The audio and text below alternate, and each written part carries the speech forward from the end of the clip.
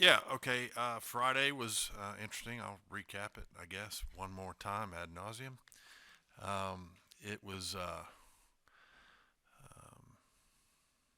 it was a disappointing night on a lot of levels. Um, you go back and watch the video.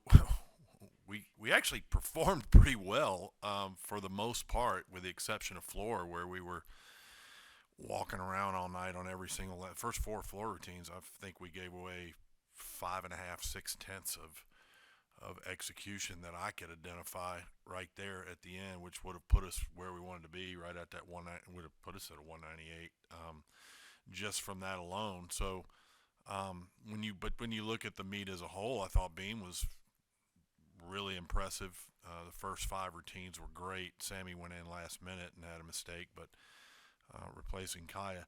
I think the biggest thing was there were so many behind the scenes distractions throughout the week with um, cause for concern, I guess, whether they were diagnosable injuries or not, and trying to figure out what the lineups were going to be, and then making moves and getting to the meet and having Kaya hurt her other leg and making adjustments and those kinds of things. You can't let those things distract you. Yet we did, and so it cost us. It cost us a meet, and then of course the what I maintain is the gross misinterpretation of a rule, and the rule says um, that if a piece of equipment fails by no fault of the gymnast or the coach, um, that there are remedies in place, yada yada. Clearly, the video showed that the gymnast's second foot never even got on top of the beam. She was clearly falling off the beam, and her foot came back in and hit the end cap and partially dislodged it. I don't see how in the world that's ever going to be interpreted as equipment failure, but nonetheless, same piece of equipment operated well before and after. So, so it cost us the W, but it didn't. It wouldn't have changed our score, and our score really was the disappointing part of the whole thing. So we move on, and we've got Utah, which is a big one. I mean, they're on a roll. They're getting healthier. Things for them seem to be moving in a really good direction. They suffered some disappointing losses early in the season that seem to have righted their ship a little bit, both for against Cal and against Arizona State. So I know that they're coming in here with the intent of giving us their best shot. Should be a great meet, top to bottom. If we can field everybody that we hope to field, it should be highly competitive, and hopefully we'll have a great crowd in there again this weekend. It's our we are recognizing this meet is our recognition meet for the 50 years of Title IX and all the progress that has been made over the years and how the landscape and sports in general has changed as a result in such a positive way and provided so many opportunities for female athletes and coaches like myself on the female side of sport. Yet it also, what we find as we go through is that we've still got a lot to do. We've still got a lot of disparity that exists. Some of that is market driven, and some of it is not. And there are things that continue to need to be addressed on the Title IX issue, and there are things that we want to speak out for when we get the opportunity. And so this is one of those opportunities that we want to take a moment and recognize those things and create an increasing awareness about what Title IX means on this campus, and going forward for women's sports in general.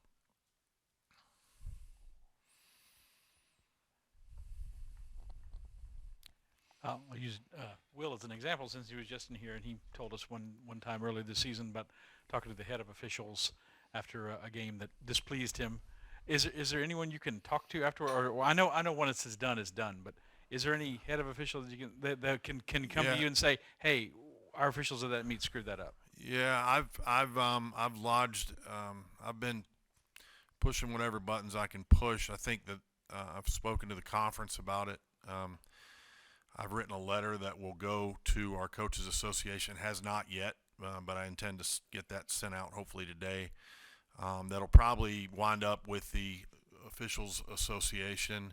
I don't think there's any recourse. I think more than anything, there needs to be an awareness and a deeper specificity that doesn't allow for any of that ambiguous sort of um, judgment call.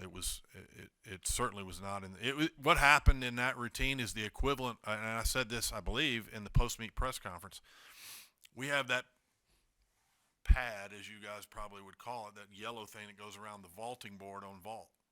That's a safety mechanism there in case the gymnast overruns or something, that they don't just miss the board. There's a surface there they would hit that increases their safety level. That is not a functional part of the equipment. If they were to hit that, it protects them from injury, but it doesn't protect them from falling necessarily on their vault. And if they were to fall, they wouldn't get to redo that, because that would be more of a user error type same exact scenario, probably more so, occurred, and somehow it got interpreted as equipment failure. I can't, and I've had an official who saw it tell me it was the wrong call. So I don't think it changes anything, and I'm not going to belabor the point any more than that. But I do think there needs to be some increased, like I said, specificity that eliminates the possibility of misinterpreting what that rule's. That rule's there if some kid's grip rips in half while they're swinging, or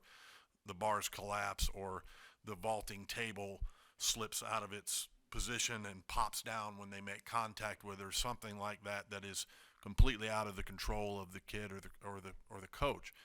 It's not there for what was a routine that had one fall and a second one in progress when contact with an inoperable, non-functional part of an equipment gets hit. I mean, that's the absurdity of that is a little bit laughable.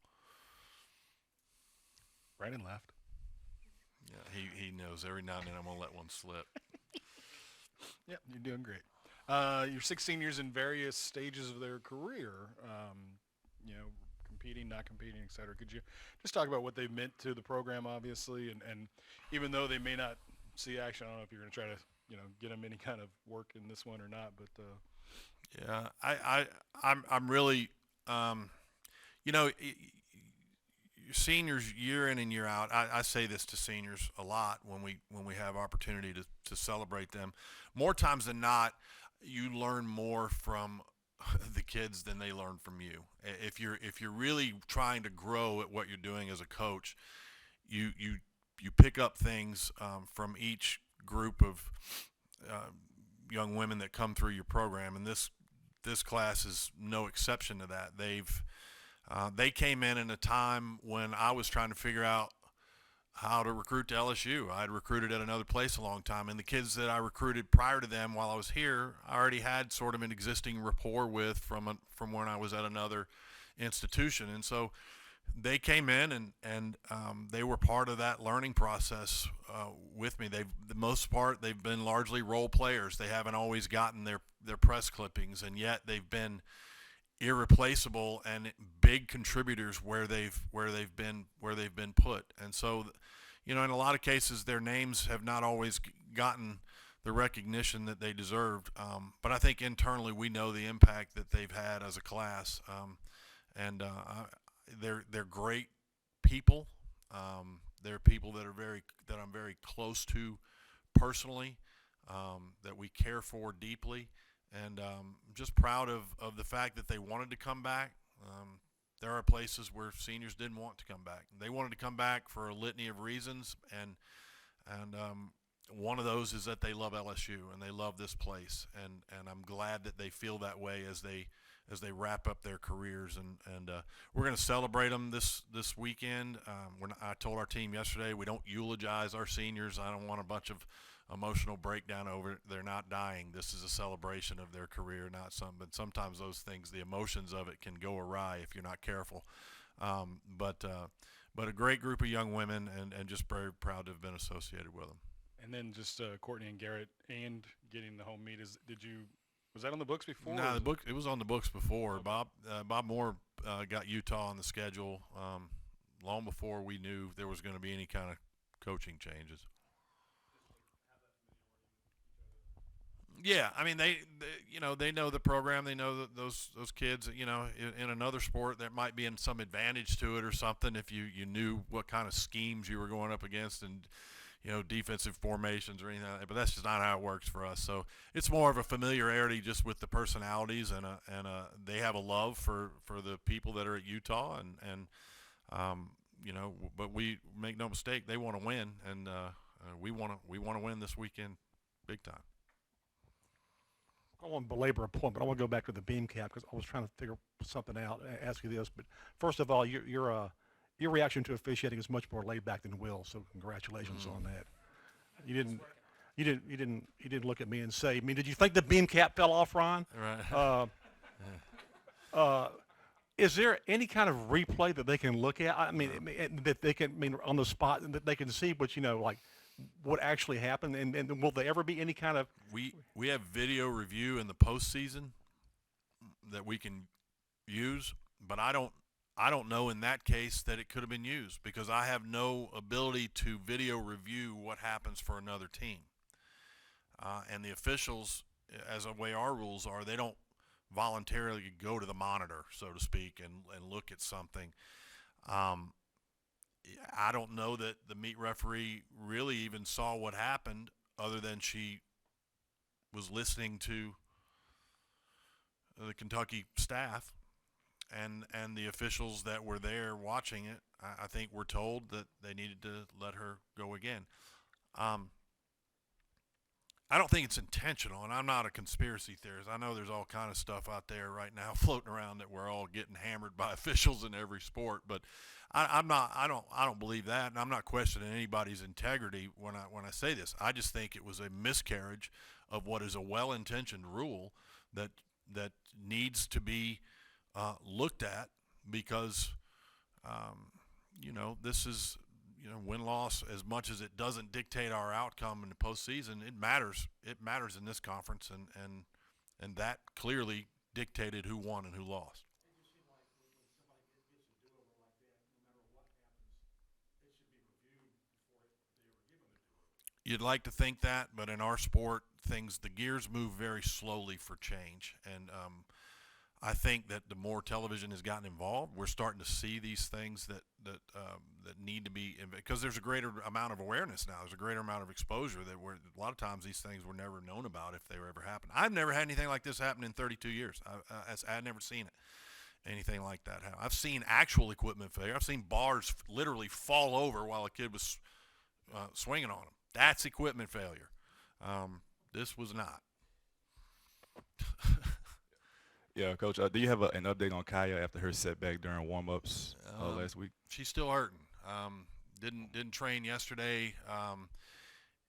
It appears to be it's the other leg. It's a calf muscle, and it's very painful. It doesn't appear to be anything long-term. It's just the timing of it right now for us is difficult.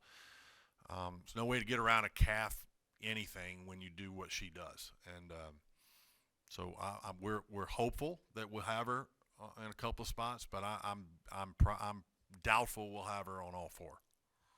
And with postseason play looming, I guess, how close is this team to, I guess, the level they need to be at for that?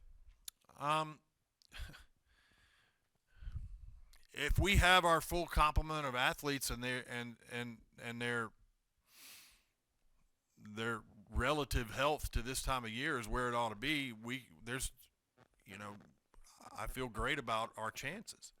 The question is, we haven't been able to field the same lineup once. It's one thing after another, and it gets to be frustrating. It's not on them, but these injuries that we keep getting, and then we find we kind of work our way through one, and something else pops up with another, and it's just been one of those situations where it's just been frustrating to get any kind of continuity and get into a rhythm week over week over week has been very challenging for this group. From an ability level, if we can get them all there at the right time, I'm confident in this group. And I've felt good about the ones who have had to go in and have done the job admirably when called upon. I think their heart's good. They're fighting through a lot of things. I do think that we showed a little bit of little crack in our armor. I think we let some of the distractions in warm-ups and with injury things that happened during the meet get to us, and I think that bore itself out. I still think we did enough to win the meet, but it wouldn't have been what we wanted from a scoring. It wouldn't have changed our score. Our score was what it was. So I don't really know how to answer that because there's so many question marks right now. Haley's a question mark. We're looking at something in her foot right now. So, and I don't have anything on that specifically other than we're hoping that it's going to be okay. I want to jump back to Kaya real quick. When you have a calf injury, are you then worried about the Achilles? I think she with is that? because of Right. it's the side where she had an Achilles injury in high school. So theoretically, that Achilles is virtually bulletproof.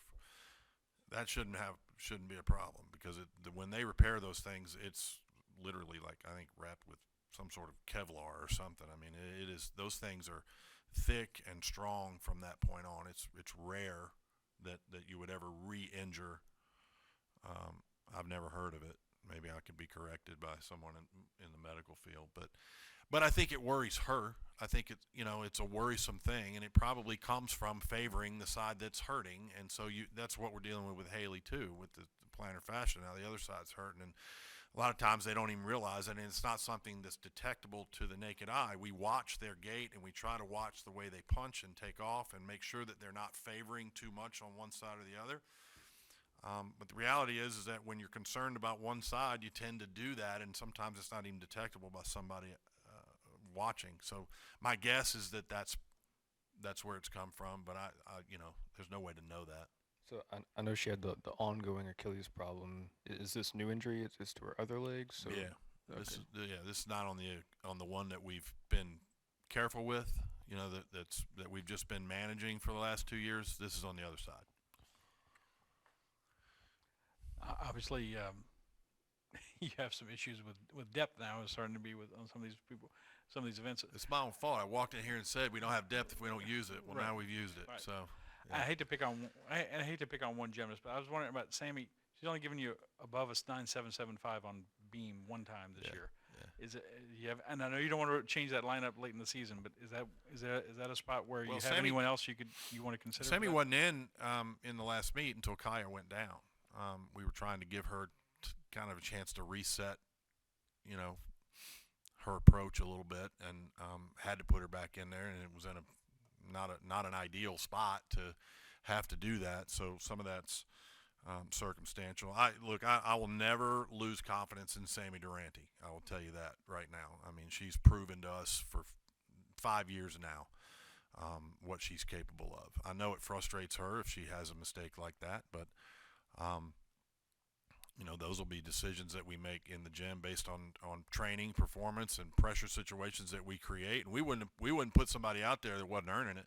So, I don't have any cause for doubt on Sammy Durante or anybody else. Based on struggle, they go through struggles. Every athlete does that from time to time. I don't care what sport it is. It can be the biggest star on the stage, and people at some point or another begin to question why a certain performance, why their level of performance is where it is. We've seen it everywhere, the greatest ever, and we see it with any sport on this campus. And I can think of the examples right off the top of my head, but I'm not going to pick on a particular athlete. Do you need this meet? You have to have this score? It really, we need every meet. From that standpoint, or is it going to change much in terms of our postseason positioning? No. Do we need it? We need it for a confidence standpoint. We need it for a morale standpoint. We need to be able to hopefully get people in positions where they're feeling more and more comfortable as we head into the postseason. We're not in an ideal spot to do that, as I've just illustrated by some of the question marks that are there. But yeah, we need it. I think we need it, and our fans need it, and we want to do a good job. We want to finish strong. I mean, every meet matters. We're probably our seeding. We know we're going to be in the evening session. at SECs. We know approximately where we're going to be as a national seed. Not much is going to change in terms of that we can forecast at this point. And this has the potential to be kind of juicy, right? I mean, a lot of Oh, hype in this one. yeah, it's great. I mean, that's why they're on the schedule. You know, we want to bring. We feel like it's. I want our out of conference schedule. Ideally, would be recognizable teams with tradition, teams that we want. When you have a large fan base, I feel like you owe that to your fans. I don't think, from our standpoint, we ever want to bring in cupcakes and have it not be intriguing for our fan base. We know when you do this, when you adopt that philosophy, you run the risk that things aren't always going to line up the way you want them to. But I want our fans to be excited about the competition that's coming into the PMAC when they come and sit down and pay money to come watch it and bring their kids and everything else. So teams like Utah and going forward, next year we got Oklahoma coming in here. And so we want to get those kinds of teams on the schedule, the sort of the blue bloods of our sport, and continue to challenge ourselves to beat those teams.